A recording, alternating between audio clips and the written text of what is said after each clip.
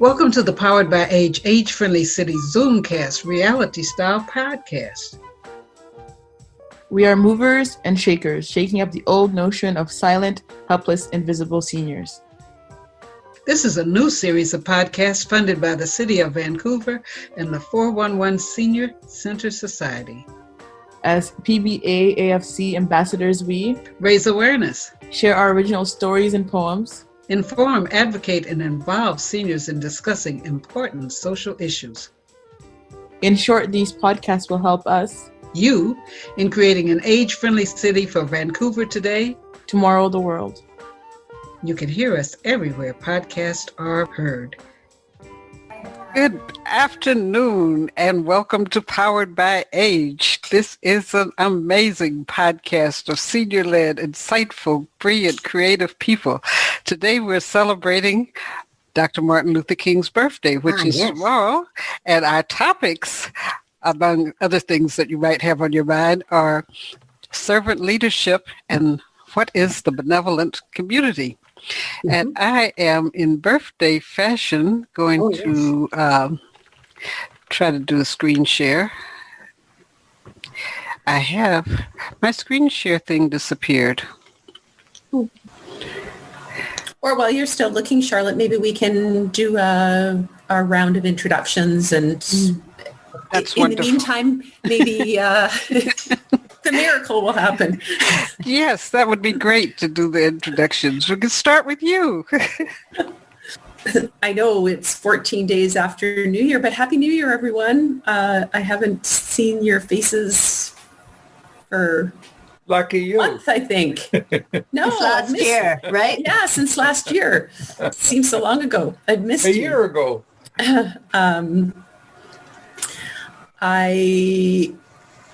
My name's Robin, and I have been involved in the podcast for a little while as a mentor and a contributor and a facilitator. And as I said, I'm happy to be able to take part today and to see all your faces this new year. And I'll pass to Leslie. Hi, I'm Leslie Hebert, and I live in New Westminster. I am an ESL teacher. I teach English as a second language online.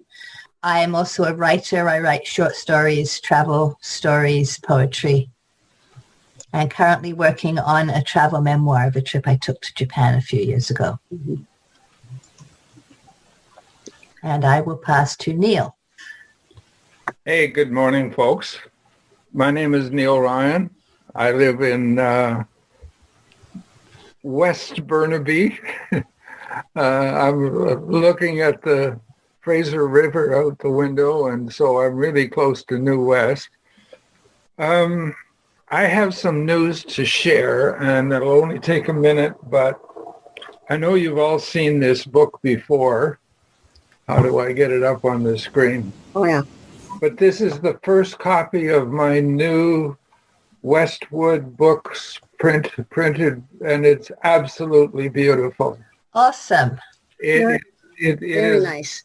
It's got new poetry in it. It's got some of my previous books did not include the short story called The Trial.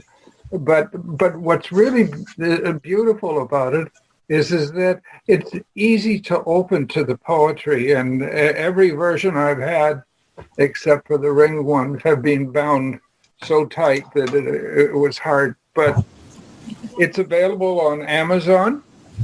It's available on Barnes & Noble. It's available on another one whose name I can't remember. But anyway, we're up to speed. It's on Amazon.com for $4 US, but the shipping will kill it for Canadian customers. But it's on Amazon.ca, but you have to hunt for it because there's an old version that's there, and the new version, I don't know how to get rid of the old one, but we're working on it. But I am, for the first time I realize I have a published book That's It awesome. is absolutely awesome. Awesome. I tell you honestly. Such a sense of accomplishment. Congratulations. Yeah. I know you were working and working on it day and night. Yeah, it's very satisfactory, eh? Very satisfying. Yeah. So thank you. I'll pass it to Chris. So I'm Chris Morrissey, and I hang out in East Van, just a block or two off the drive. And I generally participate in Britannia Community Center when there was no prior to COVID. And I'm part of a writing and imaging group called Quirky Queer Imaging and Writing for Elders. So that's me currently. I'm in Holy Family Hospital in rehab, learning how to get around with one leg. So I'm in a steep learning curve at the moment. Yeah. So I shall pass it on to Gail. All right. Hi. Good afternoon, everyone. I'm Gail Harwood, and I live in East Van. And because I'm going through chemo, I've got one more treatment left to go. I stay with friends in Kitsilano. And now I've got the oomph and the gumption to have to go down to the Vietnamese store that sells all the greens, etc., and buy a bunch of beet leaves to make holopchi for my friends. And I'm trying to think of a protein because I'll do it Eastern Ukrainian style, vegetarian, which is nice. But I'll think of something else too. So, and I belong to 411 Seniors. And when I'm feeling a lot better, I write. So that's me for today. And happy Martin Luther King Day. Oh, That's you. for tomorrow, yeah? Elizabeth? Hi. My name is Elizabeth Wu. I am from Southern California. And I am one of the leaders of the Agape Wise Ones. And we are a group of 50 plus people. And so it's a ministry under the Agape Spiritual International Center. And we are there to really encourage each other to be whoever we are to be, and to be a better version of what we have been. So that's what we're about. And that's where I am most involved at this time. And she's also a poet, a dancer, and a creative writer. So you have to watch what you say and imagine on this call, because she'll write it into an adventure. Listen to her.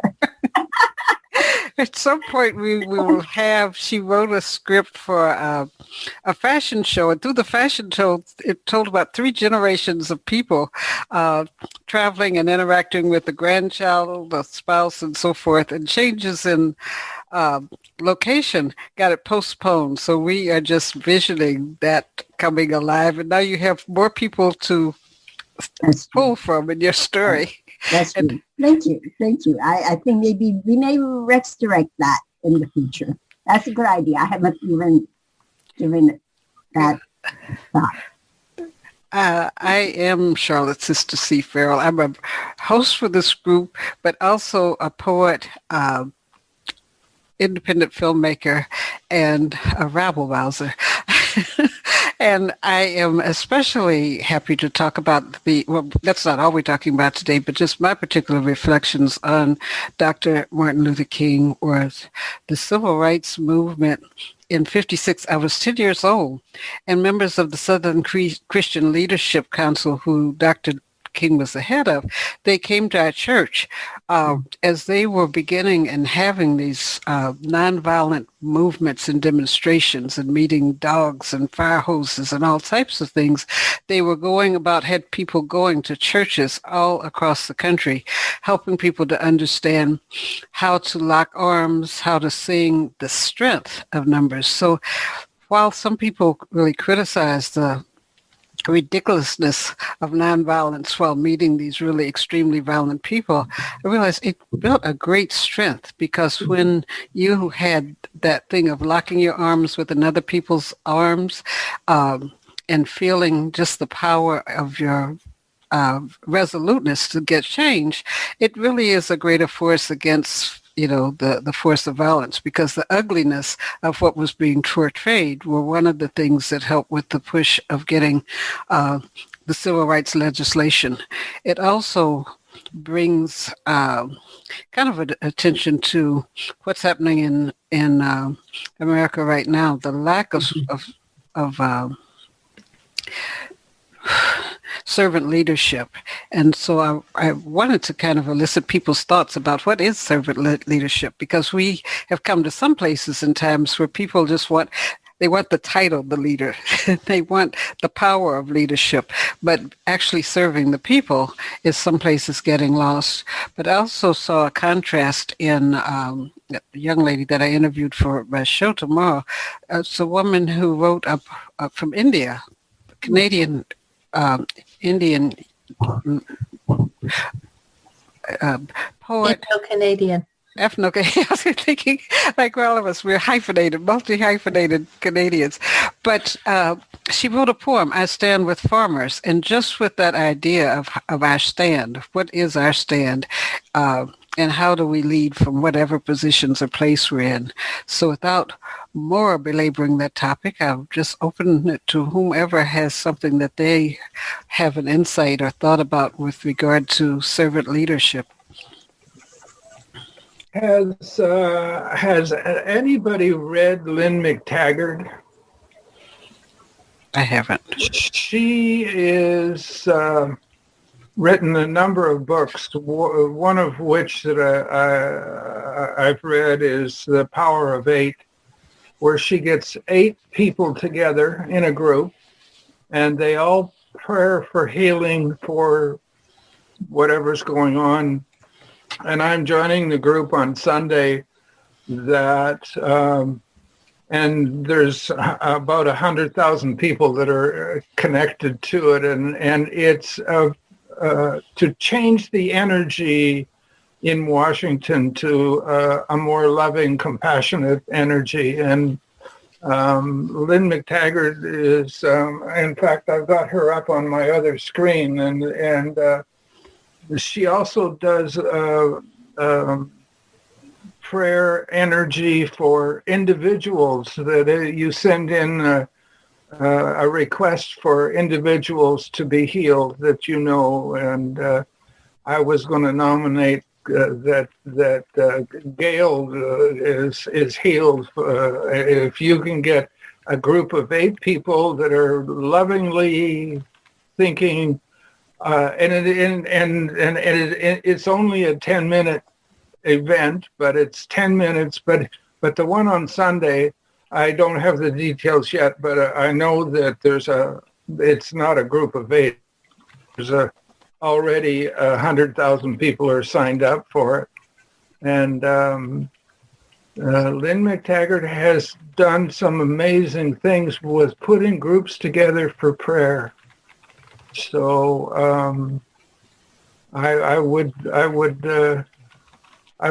have a separate conversation with you later, Gail, about what the what and when. So, but anyway, that the point that I'm trying to make so eloquently is that there's a bunch of people are going to be on Sunday at a specific time. They're going to be praying for a more loving and compassionate energy in Washington. And I think I've got I've got dozens of confirmations of how it actually works. They did a group meeting when on Chicago for a weekend, and the number of killings was reduced by like 45-50%, just with because, hey, listen, it's all energy. If you read one of the poems in my book, it's called it's all energy, it's all vibration. And so you get 100,000 people together that are vibrating love and energy, that energy's got to go somewhere. So Lynn McTaggart, the book that I know about is called The Power of Eight, and it's getting together 8 people as a little prayer pod, and focusing on healing somebody's. It mostly focuses on illness, but I understand that there's also relationship healing and anyway, I'll shut up. But I'm doing there's 3 people that I'll be healing, that I'll be praying for on Sunday, and then in the afternoon there's this Healing America. Mm-hmm. I have heard. In fact, I have met her. I was in a workshop she did, and some amazing story she told us. Yeah. That by a group praying for an event happening in another country overseas in Europe, they were able to affect the outcome of that event. Yeah. Yeah, I took part in an event that Keith Varnum, who is in Sedona,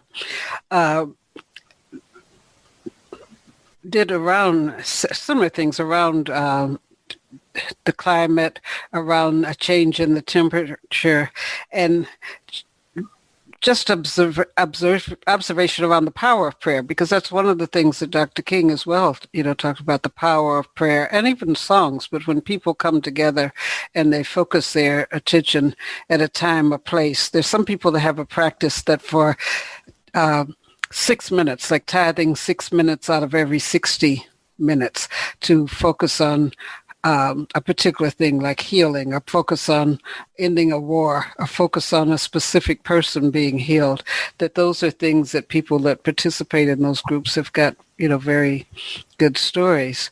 But, that power, there are people praying for a peaceful transition on the 20th, and that in the first 100 days where the incoming president and vice president always have these goals. They have massive things that they want to see done with the pandemic. They have massive things they want to see done with getting people back to work and kids back to school.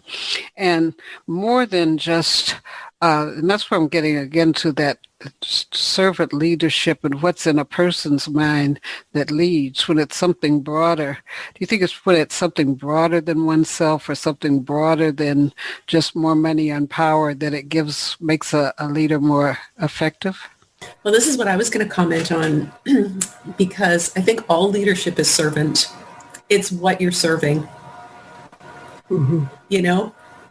Leadership serves something. Does it serve money? Does it serve power? Does it serve the community? Does it serve your constituents? Does it serve the greater good? These I think are questions about what and how we consider leadership, and what we might consider better leadership than other leadership. But it's not like the leadership that we see in our own political spheres. They're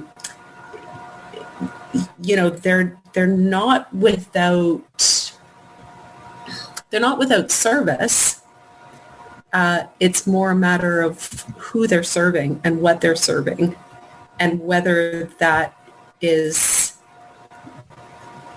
doing what they promised versus doing what is expected in some cases. I think politics and leadership is well, especially political leadership, is very complicated because, there's powers outside of the person who wears the hat that have a lot of influence, but likewise in all kinds of leadership. So yeah, that's what it makes me think of and sort of question is what does that leadership serving? Because all leadership is serving something. Yeah, I think when you talk about what makes a great leader, I think great leaders have vision. And that vision would be something outside of themselves, something greater than themselves. And if they serve that vision, if they remain true to that vision, I think they can be, honest, sincere, authentic. And, people will empathize with that. People will recognize that. Gail, Chris, you've had experience in leading a lot of groups or taking representation. What do you think about the difference in just wearing the title or having the money or having the position and actually having a commitment to getting something done? I think if someone has a title and only a title and there's nothing behind that title in terms of what it represents, that it's for me it's quite hypocrisy. I think the whole notion of someone in a position of leadership means being able to assist people to achieve their goals, not to be the one to take over and to carry out people's goals. I mean, I see it much more on an individual level and on a small group level than I do on a political level. Though I think it still applies in the field of politics as well. I mean, politicians are elected to carry out the wishes of the people. And unfortunately, we go back to that old adage my dad used to quote constantly, as Lord Acton says, power corrupts and absolute power corrupts absolutely. And I think so often when we look at leadership, that is, no matter what the level, whether it's political, whether it's in community organizations, I think it's so easy for people to fall into that trap. And I'm not quite sure really what it is that helps people not to go there. I mean, we're talking about Dr. Martin Luther King. What was it about him that made him be such an amazing leader and be able to motivate people to join in and be involved in something that was far beyond the issues and the needs of one single person? And I think he's a prime example of amazing leadership. Because he was a spokesperson for a group of people, but he also was a member of that group, and he was with that group. He wasn't over and above them. And I think that's part of what happens in terms of leadership. When people get into leadership positions, they kind of forget where they came from. And so I think it's really important that someone who's in that a leadership position maintain some humility and reflect on what they're there for. I mean, if you talk about service, as I think Robin said, service to whom, for whom, serving what. The phrase that comes to mind is serving God or mammon. Mm-hmm. It's one of those kind of things, right? Who are we there to serve? And so many times people get in leadership positions and end up serving themselves. Exactly. Yeah. That reminds me of an old Bob Dylan song. You may serve the devil or you may serve the Lord, but you got to serve somebody. I have quite a lot of thoughts about the idea of service on the job, and sometimes in leadership, because sometimes when you're beavering away, working for the man, you are called on to express your service in leadership to guide people where we all need to go. I remember in about my 12th year of teaching, because teaching is a service, and it's I had a young volunteer, and she was she was having a rough time with her life, and she was concentrated on how many volunteer tickets do I get to have a meal. And I said, well, here's the list here, and she was going on and on with all this practical stuff, and she said, I don't know if I want to do this, and I don't know. And I said, you know what? If you concentrate on your students, if you understand who you're serving and how you're serving, then everything's going to come into place for you, and you will know if you're in the right profession. So it's very interesting. And so life went on, and she ran her ESL group, and about Christmas time, she was walking out of the center with piles of presents in her hands. I went, wow. She said, I can't believe it. The students gave me all of this for Christmas. I went, well, that's what happens. That's exactly. And it was a gesture that was important to her, that it was a visible expression. But there are many, many times when I would come home or be on break or whatever, and I think, I'm getting paid for this, because I knew that that's where I should have been in a capacity of a public servant. And a lot of people who haven't worked for the public service really don't understand that there is this ethic of serving the people. And students happened to be the people I was serving. And they were number one for me. Number two were my colleagues and the union. And number three was the school board, because they paid me. So from just a sort of a God's body point of view, a person who's been on the job, that's what I think that service is. And that's what I think that public service is. Concentrate on who you're serving. Has nothing to do with you. I was thinking of that line that Chris said of power corrupts absolutely. That I don't think it's seductive, but just watching what happened next door with the person.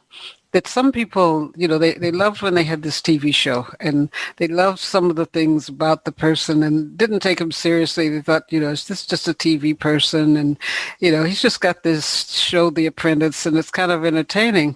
But then getting so much media attention actually gave that person more media attention than any of the other candidates that year, and it turned up becoming president. And there's something within that particular personality that just being in love with the power, to the point of just being blind to anything other than power. I think it's the worst.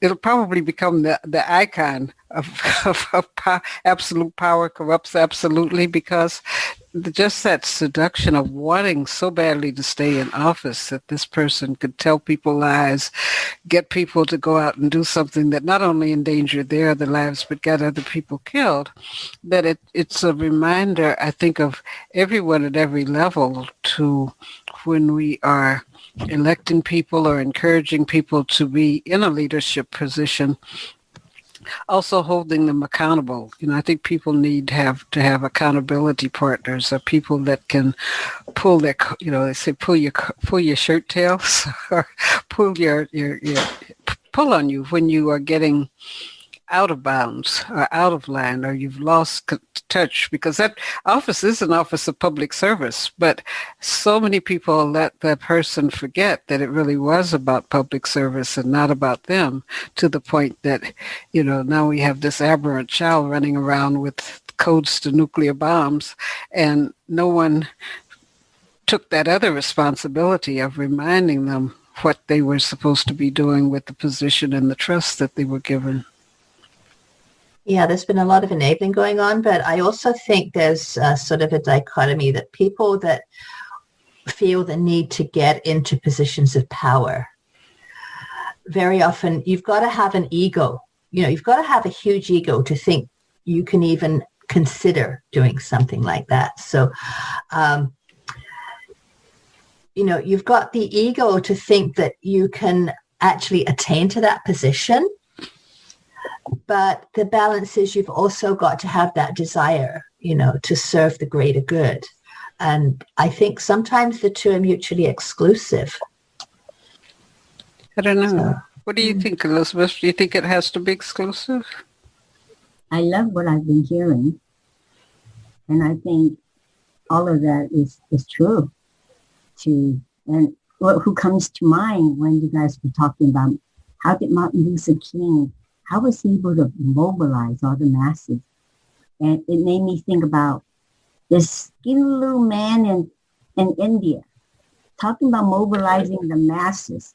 That's even before they had, modern day communication. And I remember reading accounts where all these people would stand up, and the British officer would hit them with the baton to get rid of them. And as soon as that one's gone, another one would stand up. And they knew what they were going to get.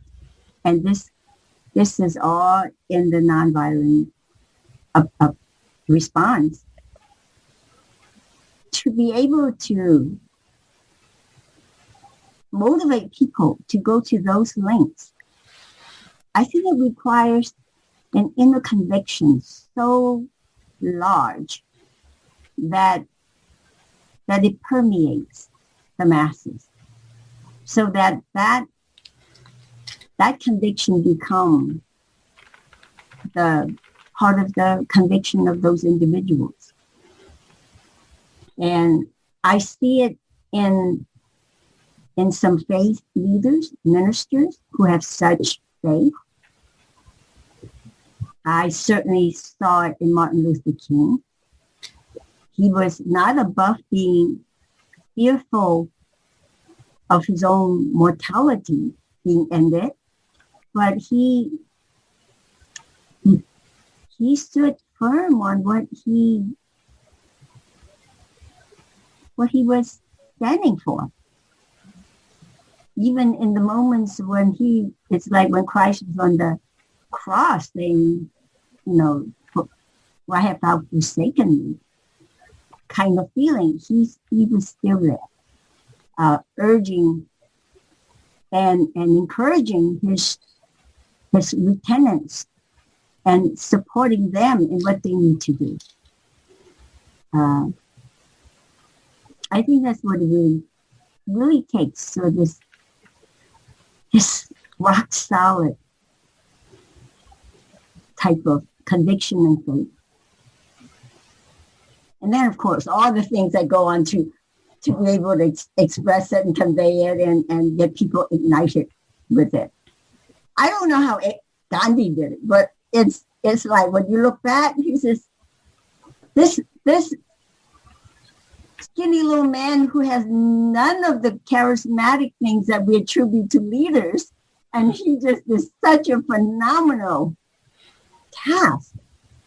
Anyway, so when Martin Luther King talks about Gandhi being such a model in this movement for him, something connected for him in a way that I did not understand until much, much later. And I think that's where those two had such great commonalities, is a deep, unshakable conviction. I think, we're all linked by these boxes. But what I saw as a child, and something that I think is a good picture for us, was connection, the connectivity, because when you would see Dr. King, you would also see people from the Student Nonviolent Coalition. You saw people from A. Philip Randolph and the Sleeping Car Porters. You saw people from a number of movements who came in, so that the cities, when he came to a city, there were already people there across different platforms. I think, someone mentioned you have to go beyond just your own people, your own country. Interviewing Sherry Dougal this morning, that she was saying she was looking at something happening in India, and that Canadian farmers protested in support of the Indian farmers, the removal of their subsidy. And I think that's one of the ways. It wasn't just his personality that got people sparked in different cities. It was a tremendous amount of organization. And to look at, that was before there were beepers or whatever. We had these things, all these stages we've gone to having these phones. People called each other up. People got on the trains. They got on the buses. Being able to look at what happened in Georgia, that it wasn't just one woman, but Stacy, I've forgotten her last name right now, but she called 800,000 people. So the mobilization, that there were people inspired enough, and just having a leader that didn't become all about themselves, but that could keep pouring into the people and honoring their work and inspiring them, it shows that's still living now, because in that Georgia election, you have people that had never voted before, that people would have said, oh, they never voted, they're not going to vote again. And to get millions of them to come out and vote and shift the balance of power in the Senate, that gives hope to other people that have got movements and things that they're working toward, because it isn't about the one person, but the one being able to, link arms with other people and make everybody feel valued in the trip they're going on, rather than it just being, I, me, me. I think that's one of the qualities and he mentored people. We have a lot of people, that within everything, different areas, didn't mentor anyone, but he mentored a lot of people, so that there were people that could pick up and run with different things. When he shifted from just civil rights or black rights to the anti-war movement, there were some people that dropped away because they thought, well, you should stay focused. But in believing in justice for everyone, he braved to go over into those other areas.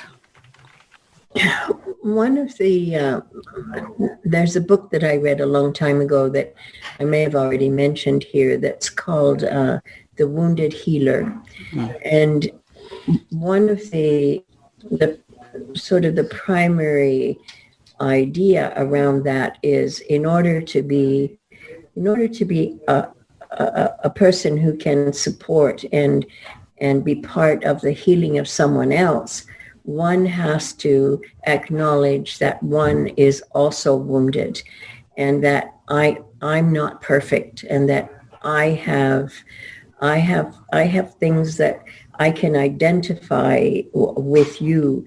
And so it becomes more a question of solidarity than I can't be a healer unless I also acknowledge my own woundedness.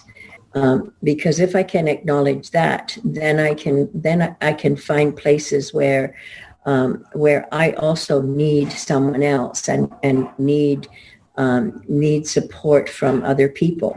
So it doesn't put me above the people that I'm serving, if we want to use the model of service as we're talking about. It doesn't put me above them. It puts me on the same level with them, because I can acknowledge that I am also one with them. And I think that's what changes significantly the dynamic.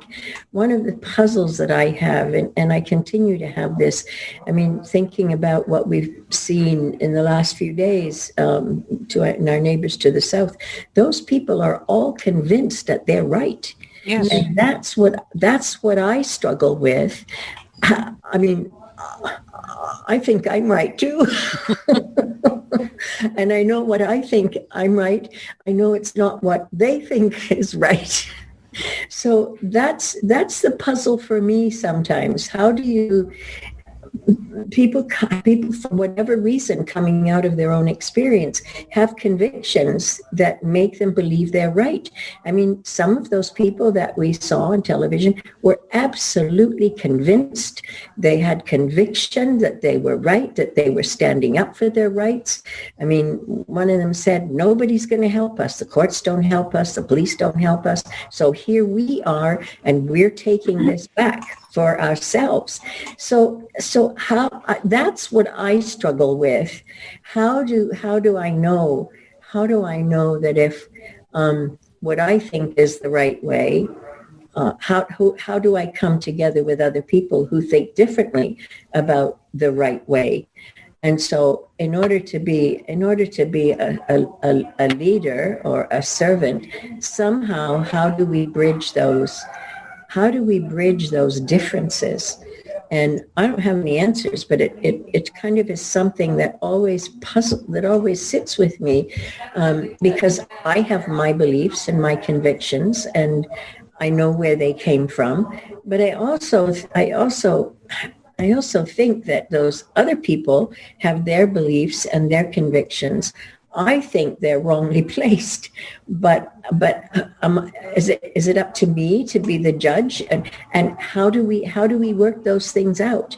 And so somebody who's in a position of leadership, God help him, really and truly.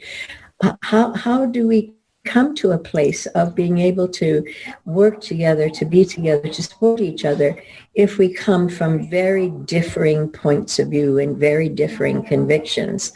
So it's a real puzzle to me. I mean, Martin Luther King had the leadership, and people that had the same convictions and the same beliefs as him were with him, or he was with them. But and eventually, well, I mean, it still isn't his beliefs and his principles are still not accepted generally in the country that he was trying to bring about change. I mean, we saw that this week.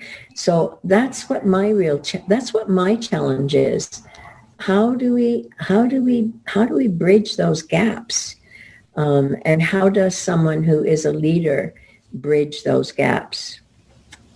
Chris, I agree with what you're saying, and I would like to suggest that was Trump's job, was to bring to the surface the hidden disease that has killed Martin Luther King and some boys that were buried in Georgia because they were and that disease has got to be brought to the surface, and that was Trump's job, was to bring the insanity of the South, which, and I did some research on sporting goods in Georgia at one point in time, and I ran big time into the small time city mayor that owns owns his mayoralty because people pay him and he paid people and yada yada yada, all this stuff about the South is still living the Civil War, and what Trump did was he brought that insanity to the surface. So something that is important is you cannot heal a hidden disease you have to bring it to the surface, and you have to then at that point in time, and maybe when we make our prayers on Sunday that we're going to give Joe Biden some prayer to say, hey, you do your best to try and heal this, because it's been around for 200 years, 100 and some odd years that the U.S. had this. The Civil War has never stopped in the South. But it actually predates the Civil War, because when we go back, Samuel L. Jackson is doing a series called Enslaved, and he goes back in the 14th century when people were being taken out of Africa and worked on sugar plantations in Central and South America, and that there was the Pope in 14th century actually wrote a decree that it was okay. People were absolved from being engaged in slavery because the people were not human. So we have to look at some of the seeds and roots that go into the mentality that, the entitlement of being white, or the entitlement of being non-Jewish, or the entitlement of being non-black, that it goes back further than these 150 years in America. And, when some of the things that they're unearthing with bringing up these ships from the bottom, England portrayed a picture of that they were just invested in the slave trade, and slaves was going on elsewhere. And they showed some of the ships that sank, they were on their way back to France and England with slaves. And so this sense of that some human beings are better than other human beings is a sore festering at the bottom. And that's where, the work is more than in America, that there has been this infection worldwide that we have to heal, of some people feeling that they're more entitled than others, or that some people are less human than others. The United States of America was founded on war. And from my perspective, the United States wants war. That's it looked after its investments in Asia. It looked after its in the Middle East. But I, from my perspective, what I see is the country, biggest country in the world for advocating war is the United States of America. There's I think so. When we look at the rise and fall of great civilizations, that every civilization at a point that they were great, as tiny as Great Britain is, it ruled the world, and they had soldiers that, they were at war to maintain a particular lifestyle in India. We were talking about, so it's not just the people that came to and even settled in America. Those people were settled with people from other parts of Europe that had these old notions, and so I think it's that disease is what we need to work with globally. Its prominence right now is appearing within the United States, but it's an old, deeply embedded sickness. And so now being shocked to say, hey, this is still alive, then we can work with it, and we could work with it across countries, because it's not just America. It's the place right now that it's become most virulent, but it's also still happening globally. There's a line in one of my poems that says, I want peace. What am I doing to engender peace? What do I do on a daily basis? What do I do to make peace happen? Oh, there's a wonderful dance. What did I do? Oh my God. Did I knock it off? Mm-hmm. I lost my screen. I was going to say, on the internet, you can look up Sherry Dougal, Duggal. She's a poet, activist, and a dancer, and she has a dance. She did a pandemic dance where she was movements through lifting particular things, but she also wrote a poem called I Stand with Farmers, and she makes this beautiful analogy of food as our mother. and looking at the ways of, again, what we as one could do and how we look after the ground, how we look after the people that raise our food, how we have a view different than just the stuff that we call up and have ordered to our house. And so it was with that kind of unfolding from appreciating everything that went into you're getting your piece of bread, to all the people involved in it, kind of like Thich Nhat Hanh in mindfulness, when you develop a mindfulness around what went into what you got. Was there's some things that were fair, some things that weren't fair, and being able to speak out and speak beyond just, experiencing life. So, but it's the poem, I Stand With Farmers, is a beautiful way of connecting. And what she encouraged people to do is we have our own encounters with our own imperfections, the ways we're not treating nature right, teaching ourselves right, thinking about others. As we have that encounter, we can discuss it with somebody else. I could say, hey, Chris, I'm really bad. I waste, I hoard toilet tissue. I do these things. I advocate for all of this, but, I'm really, I'm still using plastic bottles. But having these encounters on 2 to up to, like you said, the groups of 8, that these are some of the ways that we can get at finding our woundedness and healing it, because there's tentacles of this disease and tentacles of the sickness in all of us. But until we recognize it and deal with it, it's easy to see what the other people are doing. But as you ask, where have I been inflicted or infected by this notion of entitlement and superiority? People in America who say this is the bedrock of democracy, and it's not. It wasn't a democratic country at the time they wrote the Constitution.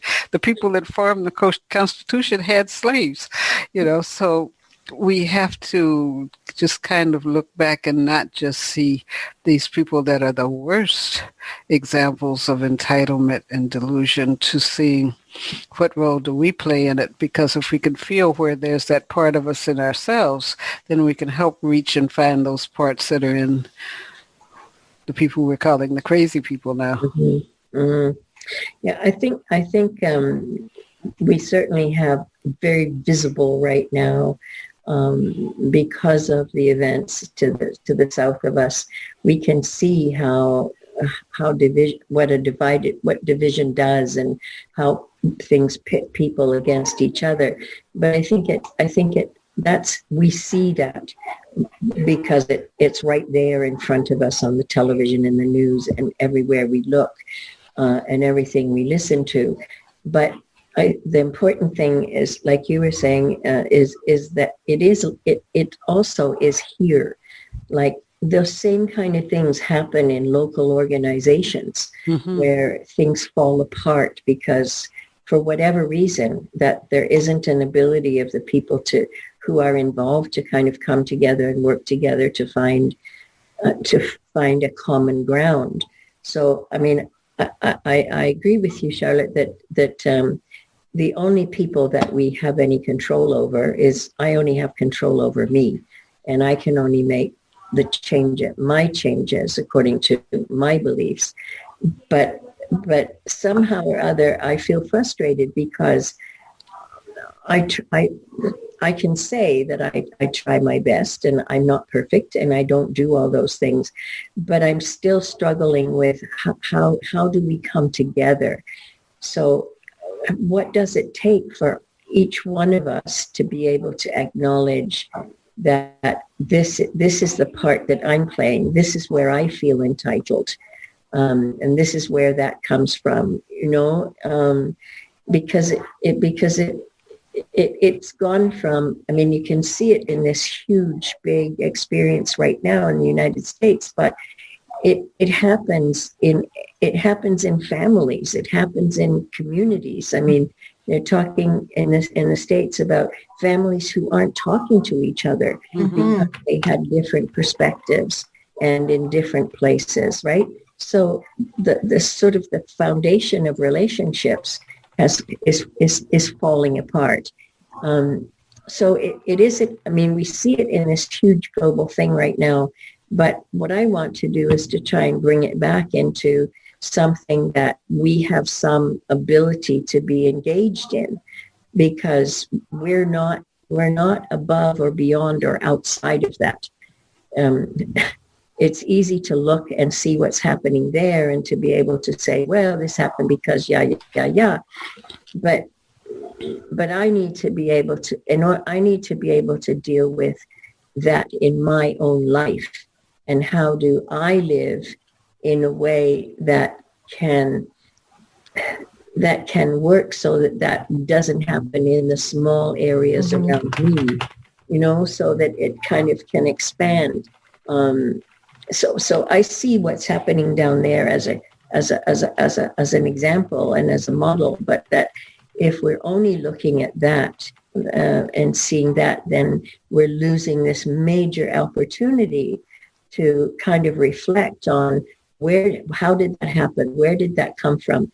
And how are we in our local place, whether it's in our organizations or whatever, our families, how are we replicating those same kinds of things?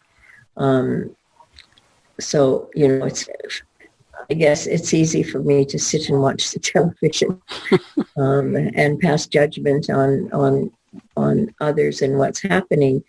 And what it brings to mind for me is, how do I bring that home?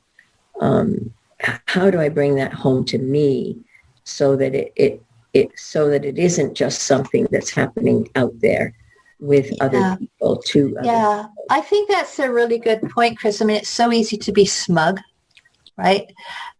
Instead of looking at things that are happening on the world stage and think the seeds are still here. So how do we stop the seeds from sprouting, I think, is the question.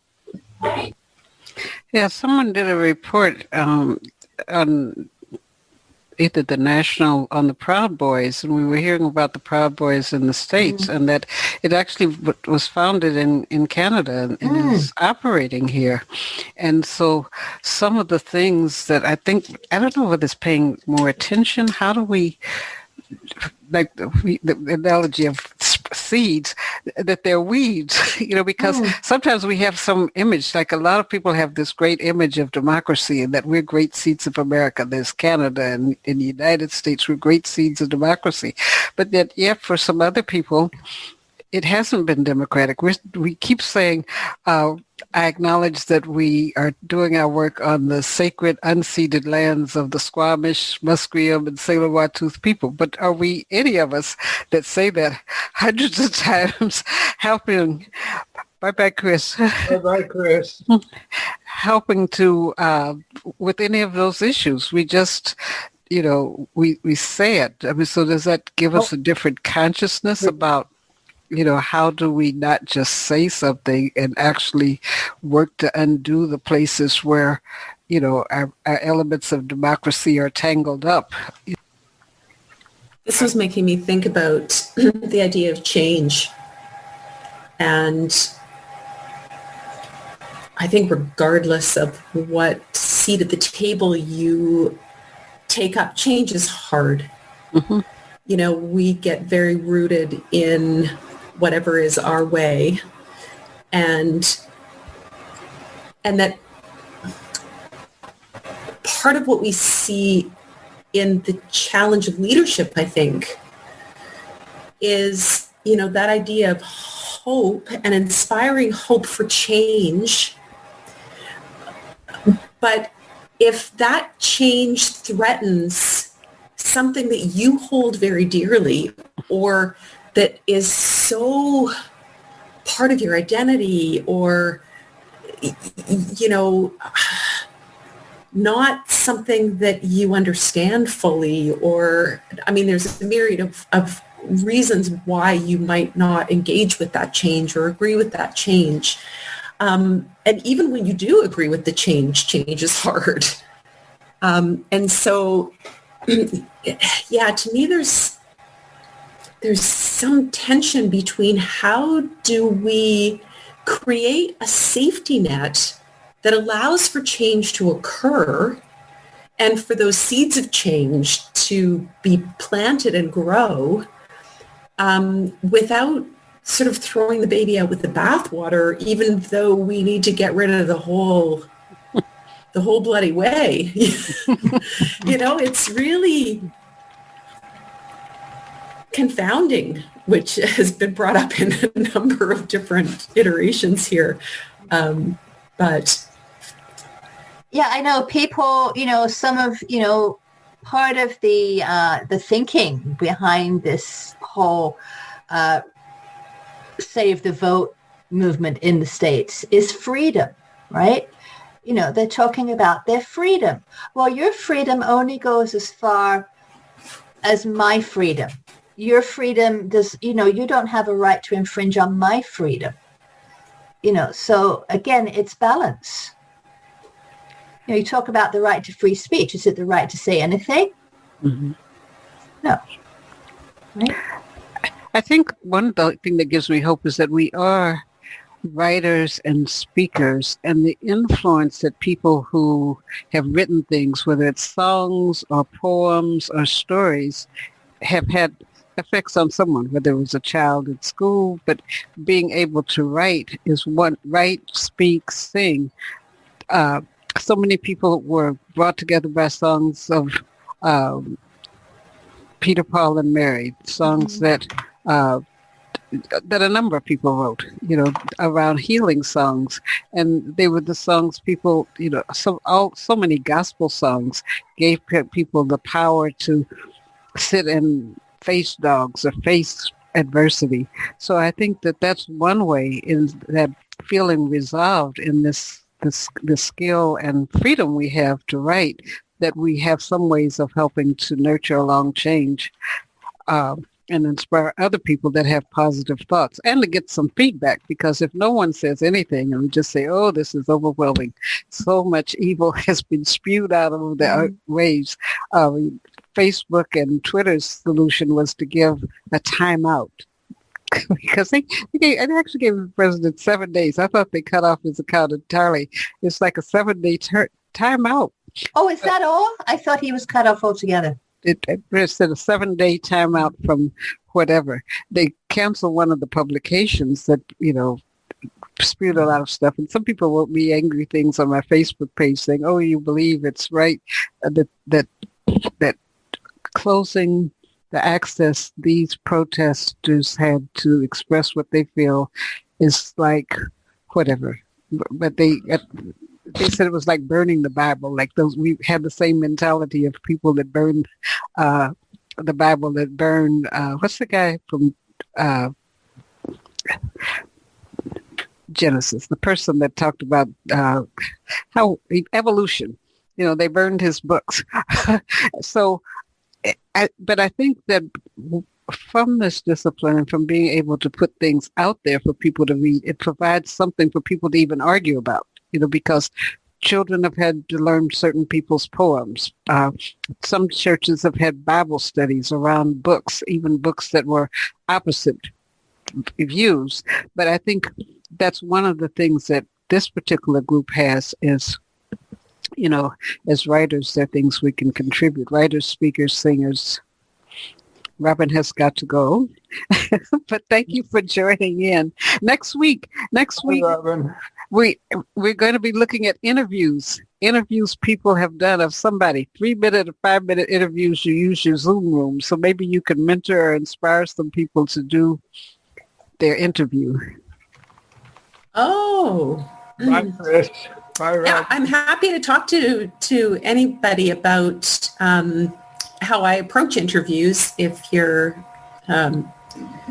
wondering, or if you want to reach out to me, I'm happy to have that conversation.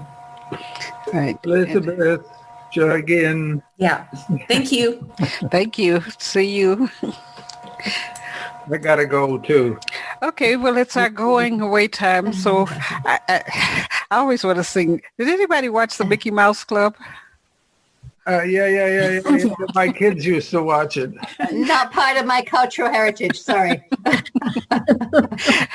It's like it would end with, and now it's time to say goodbye to all our company.